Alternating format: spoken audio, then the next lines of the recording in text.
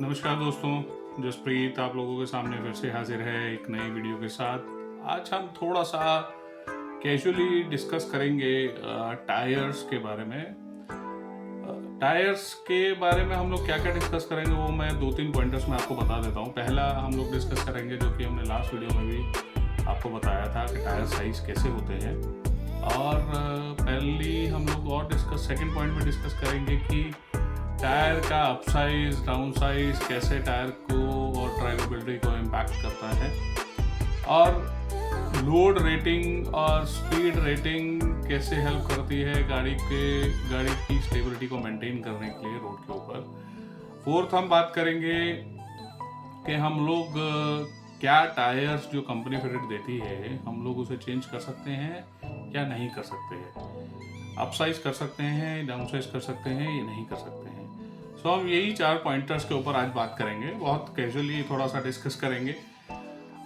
पहला मैं बात करता हूँ आप लोगों से कल की वीडियो जो हमने डिस्कस करी थी टायर साइज के ऊपर, जो कि मैंने आपको बताया था टायर साइजेस को नापा कैसे जाता है। टायर साइज बेसिकली एक बहुत इम्पॉर्टेंट फैक्टर है जो कि जब भी गाड़ी बनाई जाती है या गाड़ी में टायर चेंज किए जाते हैं, जो बहुत ज़रूरी चीज़ें ध्यान रखने वाली।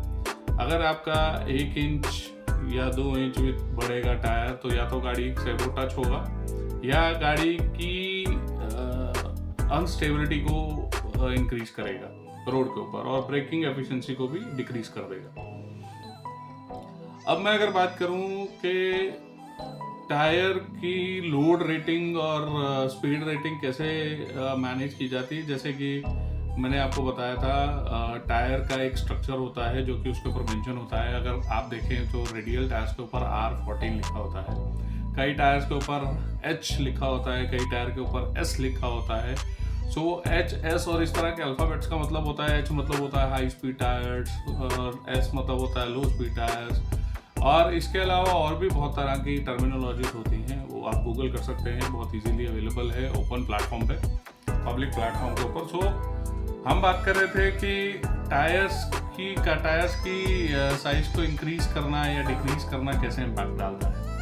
पहला इम्पैक्ट डालेगा आपके सस्पेंशन के ऊपर। आप कुछ समय बाद देखेंगे जो गाड़ी का सस्पेंशन आपका अराउंड एक जनरल एवरेज लेता हूँ 50 to 60,000 चलना चाहिए, किलोमीटर्स पे जाके चेंज होना चाहिए, तो जनरली आपका 30-40,000 पे आके चेंज हो जाएगा। सो पहला सबसे बड़ा एक्सपेंस आपका यहाँ आता है। छोटी से छोटी गाड़ी का भी अगर आप सस्पेंशन लेते हैं, अगर मैं ऑल्टो 800 की बात करता हूँ, समवेयर अराउंड 800-850 रुपये का सस्पेंशन, एक सस्पेंशन शॉकर आपको मिलता है। सो पैरेलली आप इसे कैलकुलेट कर सकते हैं आपकी बड़ी गाड़ियों के ऊपर भी जाकर। सेकेंड चीज़, अब बात करता हूँ आपकी ब्रेकिंग एफिशिएंसी को बहुत डिक्रीज कर देता है। जब आप हाई स्पीड पर गाड़ी चला रहे होते हैं और टायर आपके ओवर साइज होते हैं, तो उन्हीं टायर्स को रुकने में बहुत टाइम लगेगा।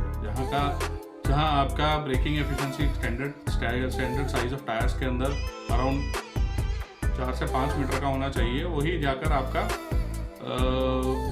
समवेयर अराउंड आपका मतलब 10 मीटर के आसपास पहुँच जाता है, 8 से 10 मीटर के बीच में पहुँच जाए। इनफैक्ट ये कभी कभी डबल भी हो जाता है, कभी कभी तो मतलब अगर मैं इसे बोलूँ, मतलब आपकी ओवरऑल एफिशिएंसी ब्रेकिंग एफिशिएंसी में बहुत इम्पैक्ट डालता है। सो इसके बाद बात करते हैं टायर्स अप साइज कराने चाहिए, डाउन साइज कराने चाहिए या नहीं कराने चाहिए। देखिए, कंपनी जब भी कोई स्टैंडर्ड इक्विपमेंट प्लेस करती है गाड़ी के अंदर, उसकी बहुत सारी टेस्टिंग की जाती है। उसका ARAE टेस्टिंग होता है, उसका स्टेबिलिटी टेस्टिंग होता है, उसका स्किड टेस्टिंग होता है, बहुत सारी तरह की टेस्टिंग्स होती हैं। उसके बाद ही उस टायर को लगाया जाता है। मैं जनरली आपको सजेस्ट करूंगा कि जब भी आप टायर रिप्लेस करें तो मोर और लेस डायमीटर गाड़ी के टायर्स का सेम रखिए। प्रोफाइल भी चेंज मत कीजिए। प्रोफाइल की मैं अगर बात करूं, जो एस्पेक्ट रेशो की टायर की बात करता हूं, वो भी चेंज मत कीजिए, जो भी इम्पैक्ट डालता है ब्रेकिंग एफिशिएंसी के ऊपर। सो मैं आपको सजेस्ट करूंगा सिर्फ आप टायर्स के डायमीटर का साइज मैनेज रखिए और प्रोफाइल को मत छेड़िए। सो मतलब 10% का ऊपर नीचे प्लस माइनस चलता है, इससे ज़्यादा नहीं करना चाहिए। जनरली ज़्यादातर आप एक्सीडेंट देखेंगे जब भी अनस्टेबिलिटी की वजह से होते हैं, वो इसी वजह से होते हैं। हाई स्पीड गाड़ियों में जब आप टायर चेंज करते हैं गाड़ी अनस्टेबल हो जाती है हाई स्पीड पे जाके अबव 100 और 120, जो कि इम्पैक्ट डालती है ब्रेकिंग एफिशिएंसी को। इवेंचुअली ब्रेकिंग एफिशिएंसी कन्वर्ट करता है, आपकी फ्रिक्शन कम हो जाती है टायर में। जब टायर में फ्रिक्शन कम होती है तो गाड़ी स्टेबल नहीं हो पाती है। सो ये कुछ बेसिक थिंकिंग है, जब भी हम टायर यूज़ करें तो हमें इन सब चीज़ों का ध्यान रखना चाहिए। मैं कहीं क्लेम नहीं कर रहा हूँ कि टायर को अपसाइज या डाउनसाइज नहीं करना चाहिए, but it is my understanding and the expertise in the automobile industry, जो कि मैंने बहुत 15-16 साल से देखा है।